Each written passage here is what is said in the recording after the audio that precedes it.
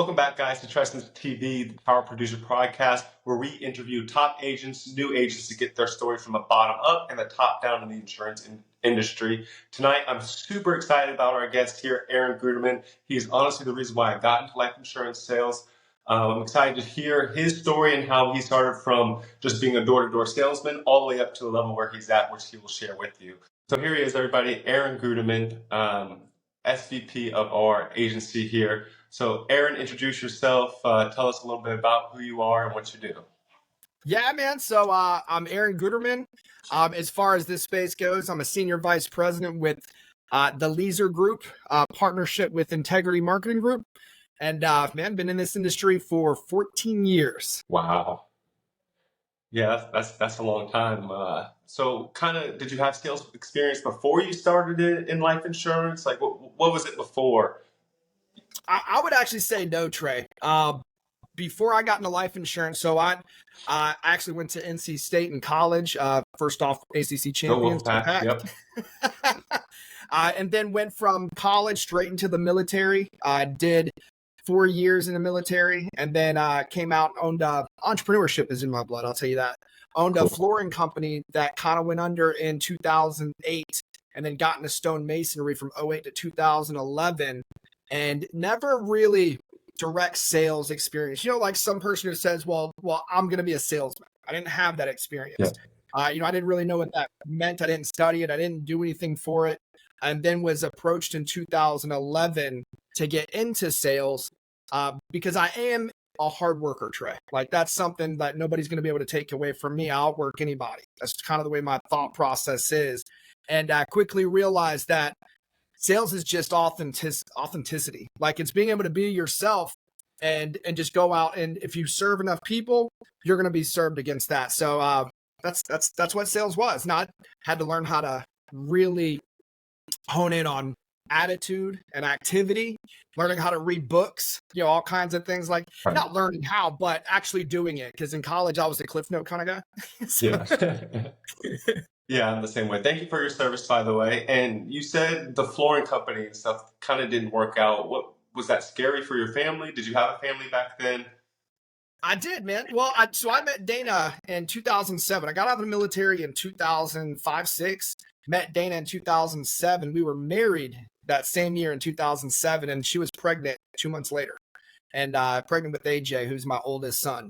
Yeah. And around then we were crushing it, man. We were killing it. I was making $250,000, $300,000 a year as, a 25-year-old. Wow. And just on top of the world, ready to give Dana and my family everything that she deserved, and life happens, like I don't necessarily say that you have to be kicked down, beaten down to the ground in order to be successful. It will prepare you and teach you lessons, for what's to come, or if anything happens in business. And that's the most important lesson that you can learn, is that things are going to happen. Like you're going to have roadblocks, you're going to have things that stand in your way of success. And the more you go through them, no matter how big or how small, it makes you prepared for the ones that are coming.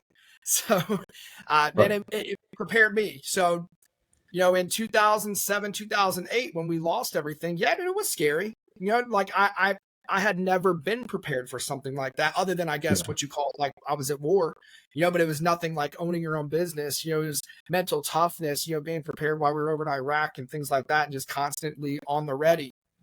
But nothing like in business to prepare for, now I have a child, now I have a family that depends on me. Thank God I had a supportive wife who was there for me financially and mentally, during those times. And then, it was tough. We had moved probably 3 or 4 times within a year and a half.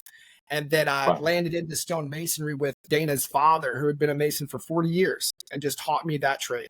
So it's kind of cool that I was linked with the family. And I'll say this about Dana's dad. That will never go broke. Like, he knows how to make a dollar every which way possible. Like, I've seen him just from a standstill be like, all right, here's what you do. This, and this. Here's how you make money. And he taught me that, just to be forward thinking, in that aspect. And, taught me. Now, I wasn't making a whole lot. I was me and him splitting it. Again, I wasn't a sales guy, Trey. I know how to play some Craigslist ad, right? Yeah. I could play some Craigslist ad back then. And bring up some jobs every now and then when we were out there. Then we talked to the neighbors and things like that. Yeah. But I wasn't like out there focused on sales, during that Right. time. But we got by, going from 250 to 300 grand a year to 25 to 30 grand a year. It's kind of an ego check. And it Yeah, was definitely scary so. at that time. It was. Yeah, actually, you just made me realize something. Saying that going through those hard times prepares you to go through stuff that you're going to go through in the future again. And that kind of reminds me of when I was running track in college. I was 800-meter specialist, and I thought that if I trained harder, then running faster would be easier. But training harder just prepared me to be able to run faster, which was harder. So that kind of gave me some insights actually to prepare myself for the future. And even though I get my experience in, doesn't necessarily it's going to be easier, but it's prepared me to fight hard battles. So thank you for that. That's actually pretty cool that you just shared that to me. So 14 years in the industry, 14 or 15? 14 years, man. So Okay. yeah, we're up 14 So years 14 years in the January. industry. What? So how was it like when you first started and where it is now? Because it has to have expanded tremendously. Drastically. And you know what? There's still some old school companies out there. Like, think about the sales aspect. Number one, when I got in this deal, I had no sales experience and just learned from mentors, learned from people who were successful in the industry. So asking a lot of questions was imperative for me for growth. Plugging into everything that I could possibly plug into, just being 100% all in. I kind of put everything else on the back burner.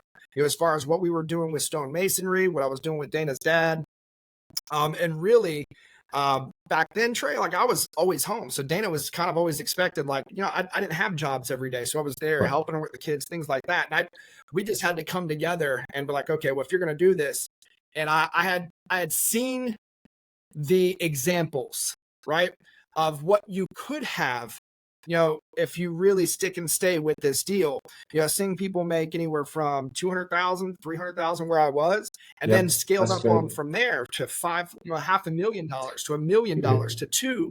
This is my first introduction to Art Leisure, who was making over $3 million a year. And I was like, I didn't even know this industry existed. I was 29 years old,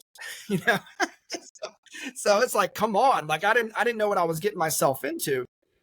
But then once I got involved and learned how to do it, it got exciting for me. Now, the big difference is, from yesterday's insurance to today's insurance, we used to, still utilize lead systems. There's companies that don't even utilize lead systems. They're just like, call your warm market, right? Make a list of 100 friends and family, call them, and we'll teach you how to sell to them. Or, hey, listen, there's a brand new neighborhood over there. Go start knocking on doors. Like there's still companies that do that to this day, but that's nothing we really had to do because we call it the 80-20 rule. Most salespeople spend 80% of their time prospecting and only 20% of their time actually selling. With generalized niche market lead systems, it kind of flips that role reversal to where we spend 80% of our time selling, only 20% of our time prospecting because we're making calls and setting appointments. Does that make sense? So back then we would make calls and we would set appointments and we would drive to our client's house. Wow. So we'd make our deals and our decisions at the kitchen table, whether it be in like my territory from Wake Forest to Fayetteville, North Carolina. In the beginning, I kind of worked all over North Carolina, but I found my home in Fayetteville because I like the people.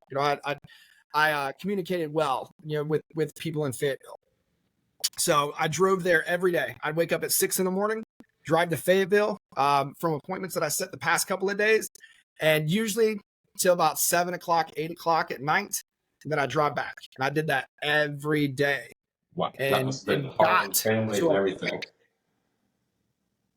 You know what? Yes and no. We were committed. I still didn't miss things, man. I didn't go to everything, but I didn't miss things because as an entrepreneur, we can dictate our schedule.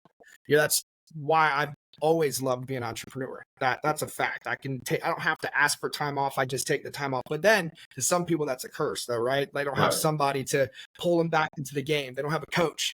Like, stop it. Stop sitting on the bench, get in the game. But for me, I've always been of that mindset. I'm kind of a self-starter and a forward thinker, which I learned that about myself, Trey. I learned that that's one aspect of mine that I was great at. So driving all over the place for years and years and years, putting I don't know, 500 plus miles, 600 plus miles a week on my vehicles for years and years and elevating my vehicles. My first vehicle was a 1997 Volkswagen Passat with a oil leak and a coolant leak. So Yeah. Dana would call me on Highway 95, and I used to carry 6 jugs of water in the back of my seat, and I'd have to pour the water because it was overheating. So I'd Yeah. pull over, overheat, pour the water in, and start trekking back down to Fayetteville, and then vice versa coming up. So I did that, man, for a long time, and then finally got a decent vehicle to have to do it. Fast forward, you know what? In the middle, like leads, as far as what we call niche market leads, are brand new, Yeah. and we were working primarily direct mail mortgage protection for a better part of my career, and territory becomes scarce. So Right. we used to actually create leads in different territory, and we would get on a plane, go get a hotel, go rent a car, stay there for 3 or 4 days, run those leads, right, $5,000 to $8,000, then fly back. Oh, I can't Like even just because they imagine were doing that. Wow. it was pocketed territory. Yeah. So we would drive around that city, but it did actually make agents hyper focused, Trey, where people had problems because of distraction and things like that at the house, Yeah.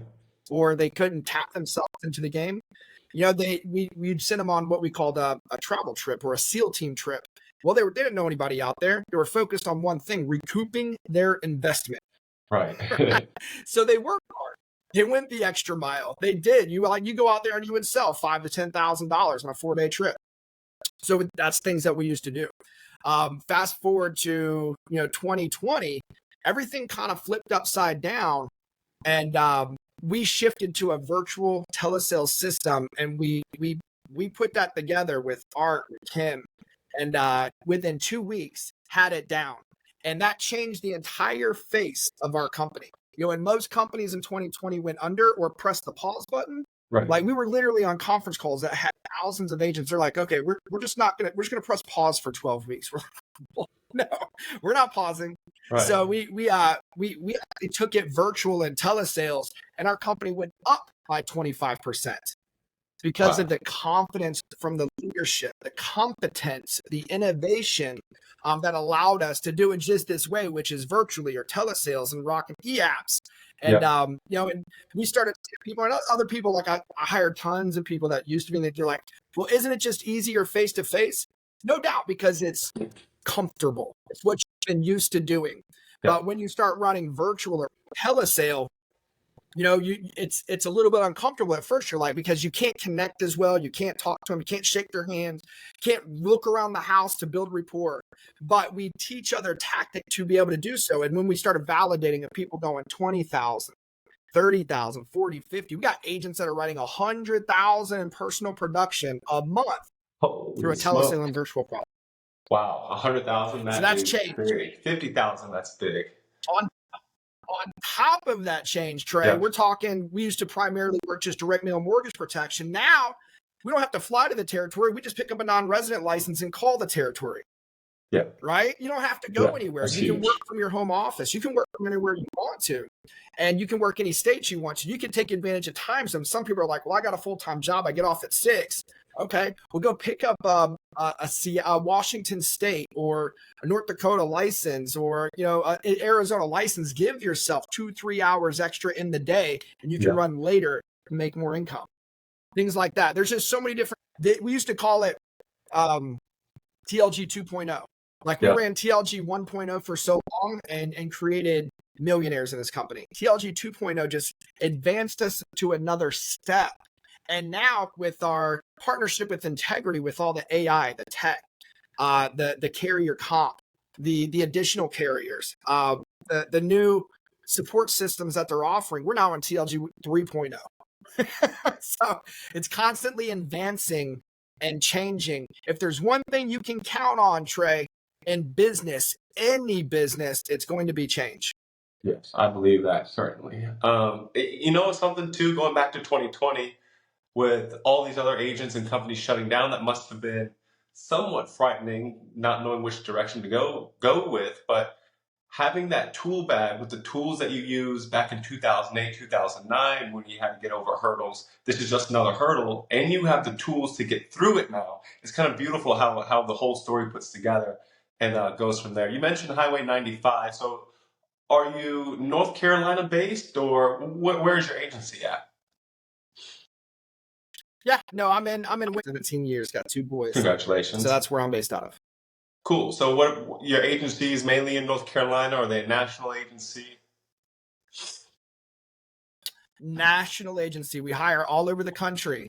So we place up ads. The cool thing is, you don't have to have a central hub. We don't have an office where everybody comes into, which double-edged sword can be good, can be bad, right? Good gives everybody freedom and flexibility. Bad, a little bit of accountability is out. So we've created systems to meet virtually just like this, where it has a tendency of office feel, where we get together and we can still see each other. Then we also do conferences. We got a conference coming up April 4th and 5th in Wilmington, North Carolina. So we get together.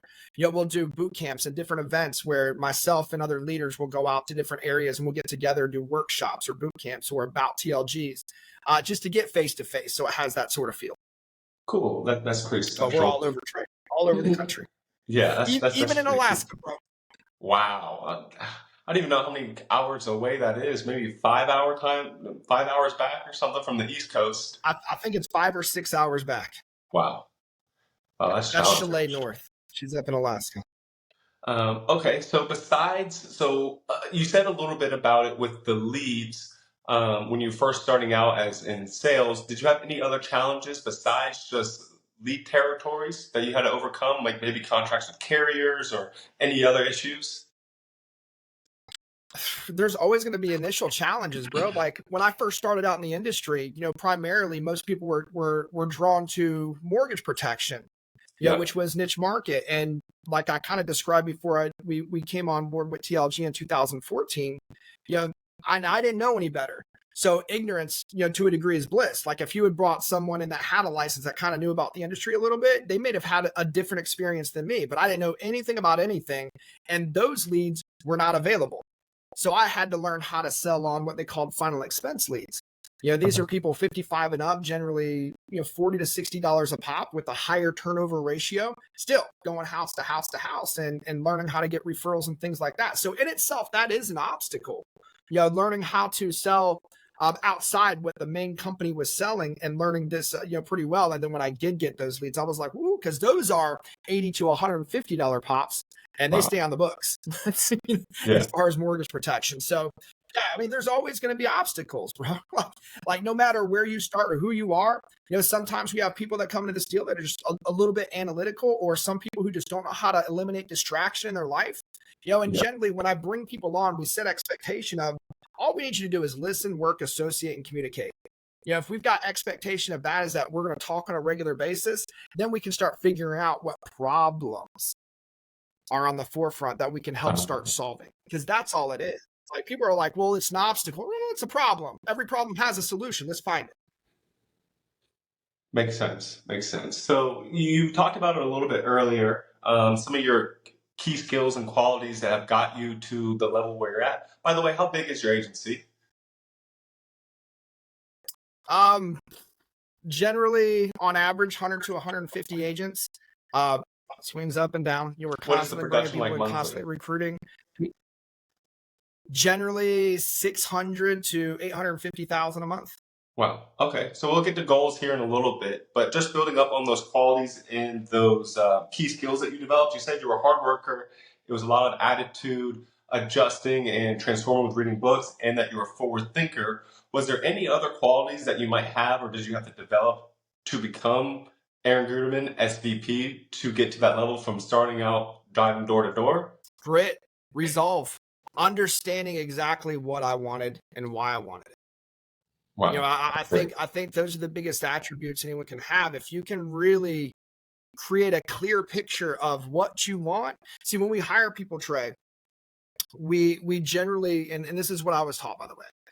There's nothing that I've truly really innovated in this industry. I've just learned and duplicated from those who were where I wanted to be. And I was taught a long time ago that people generally who are hungry, like the greedy, not the needy, bell curve, ages 25 to 45, someone who had a big score in the past and maybe lost it, right? Me. Right. Those are people who you're looking for that have something built within, right? They have a sense of urgency built within and a reason, like a clear picture of why they want it back or why they want more, right? And if you've got that, and my dad worked for the post office for 40 years, just recently retired. Yeah, so Wow. but he's always had a six-figure job. My mom as well worked for Sam's Club for years and years and years. Six-figure job, health insurance, had all the benefits, all that stuff. And that's kind of the path that they were leading me down. But I had friends like Yeah. growing up, ages, 12 to 18 years old, whose parents didn't live that way. Like, this is kind of a full circle here. Like one of my friends growing up in Raleigh, North Carolina, last name Millers. If anybody knows Amway, the Millers were at the top of the tier, like worth $60 to $100 million. In Amway, right? Right. And I didn't even know this, but when growing up at 16 years old, and we're like running around like we're the big cheese, as teenagers, because daddy's money, like he's just supporting Johnny, and we're like, I'm rolling, man. And in that leg, like Wow. in the Miller's leg in Amway, this is where Art learned how to develop skills on building an agency. Like, so he was already part of almost my sphere of influence, and I didn't even know him. So fast forward to 1999, when he got out of Amway, he had made millions in Amway, millions, and then got into insurance and made over $1 million his first 10 months in insurance, and then brought those principles into the insurance industry and helped create one of the largest mortgage protection IMOs that was out there. It's just kind of cool how things go first full circle. When you but that's I was surrounded by forward thinkers like that. I'm like, there's a reason they make nice cars, Ferraris, Lamborghinis, big houses. There's a reason they make those things, because people aspire and they can live that way. And I'd always thought that way. But I went to college for a year and a half, 2 years, wasted my parents' money, and then went to the Army and started entrepreneurship while I was in the Army for me to get out of the Army, and just kind of set my path towards that. And that's what I chose. And then found insurance where I can make a lot of money in a short amount of time, and then learned how to leverage and teach others how to do what I do. And just compounded on that. Cool. So, well, one, I'm paying the repercussions of going to college as well right now. It was very expensive. But you mentioned Art. You said his name earlier. You said he made about $3 million that year. You saw him at convention. Who is he to you? Is he a mentor? Is he a friend? Tell me more about who this Art person is. All of the above, Trey. Art's a mentor. Art is a friend. I've known him for I've been in business with him. I wasn't even a part of his agency from 2011, 2014. He actually stepped out and sat out for legal reasons in 2012. I talked to him in 2014, handshake deal, and came on board with him to start TLG. Wow. In 2014. I'm not an owner. I'm an agent, just like everybody else. Like, I'm an agency owner, and started from ground floor, got back in the field, started selling, and then pressed the gas in mid 2015 to start building my agency out. Cool. But this is someone who is a serial entrepreneur. So it's cool if you ever go to his office. When I talk about the Amway deal, he's standing in front of crowds of like 25 to 40,000 people, teaching them, because he was the youngest Amway Diamond in history, like in the 90s. Like, he went from 0 to 5,000 people in 3 years. And he understands systems, break it down, put it back together, make it go faster. That's kind of where his head's at. He did that with TLG, like broke it down, made it go fast. Right when we first started, and just constantly innovating, and then the foreshadowing of everything for integrity to recognize that, and he's now an integrity partner, which we have the opportunity to do so. We just got to grow. We've got all that available to us, and Art is still, like, you think someone, and trust me when I say this man is worth millions upon millions upon millions of dollars. He's still in it, still going, still pushing, still building, still hiring, still mentoring. And I think that is extremely cool. He's in his 60s now and just still getting after it. Wow. And I can see that. If you've been in the insurance industry long enough, Trey, you'll start to find out when you start meeting people who are retired 60s, their health starts deteriorating. Like, there's no reason for you to not have purpose. Like, Right. this is a conversation we had with my dad, because he tried to retire once before and he didn't have any purpose and he started deteriorating. So he went back to work. Now it's like, oh, he's got a grip on it. So if you have something that you're focusing on with purpose and joy, and you have something to give yourself to rather than waste away, you're not going to lose your health. That's what I really admire about Art, is that, like, dude, he's healthy. Like, he's Yeah. focused. Like, he's his health and wealth are combined. Like, he's Yeah. able to enjoy it. Wow, that's pretty good. Cool hearing about your mentor there, that he was able to give you such good guidance and help you along the way. That's super important, and I'm thankful for having you as well as my agent mentor and being in my upline, taking care of me, helping with my questions as well. We touched a little bit about it earlier, talking about agency production monthly. You said about 600 to 800,000. So that's a lot of money. What kind of drives you? You said it's just the fire within you. What kind of drives you every morning to get up and keep going? Is it just that purpose? It is, man. Like, once you hit a goal, and goals and targets are important in business. Yep. And, we talk about it. So what are you going to do when you hit the goal? We move the goalpost. We move the target. Like, why not? Like, we got there. We can go bigger. It's all about personal growth, which gives you purpose, Trey. It's like when you hit a certain target, whether it be your first 20K month in the field, or it's like, once you do it, what's that? Well, like, what are we going to do next? 30. Right? What are we going to do next? 40. How about next? Well, we've already had someone that did 50, so can you. Right? How about 60,000? We got someone that did $100,000 in personal production. So can it be done? Absolutely. How about when it comes to agency production? $100,000 agency. Well, that's only 12 to 15 people. Go for that. Well, what do I do when I get there? Now we go to 2. And it's constantly up from there. So we have a goal. And when we're talking 600 to 800,000 a month, like, we, for reporting purposes, we cap each case at 5,000. Like, generally, if we uncapped our cases, we're 900,000, 1.2 million a month, right? Because we've got people who are writing. Heck, Peggy Jorquera wrote a $300,000 annuity today.